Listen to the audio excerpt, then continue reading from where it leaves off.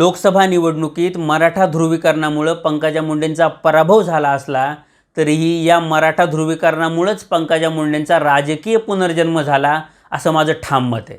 कारण मराठा समाज भाजपच्या विरोधात गेल्यामुळेच भाजपला ओबीसी एकत्रीकरणाची गरज भासली आणि हे ओबीसी एकत्रीकरण करण्यासाठी भाजपला एक प्रभावी ओबीसी चेहरा हवा होता आणि भाजपकडे असलेला सर्वात प्रभावी ओबीसी चेहरा हा निर्विवादपणे पंकजा मुंडे यांचाच आहे याची भाजपला सुद्धा जाणीव होती।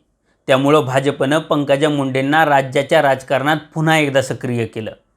राज्यातल्या 350 ओबीसी जातींची एकत्रित मोठ बांधण्याचा भाजपचे महाराष्ट्र प्रभारी भूपेंद्र यादव यांचा जो प्लॅन होता हा प्लॅन ग्राउंडवर सत्यात उतरवण्याचं काम पंकजा मुंडे यांनी केलं। आपल्याला विधानसभा निवडणुकीत ओबीसी समाज एकसंधपणे भाजपच्या पाठीशी उभा राहिलेला दिसला, त्याचं सर्वात जास्त श्रेय हे निर्विवादपणे पंकजा मुंडेंनाच जातं।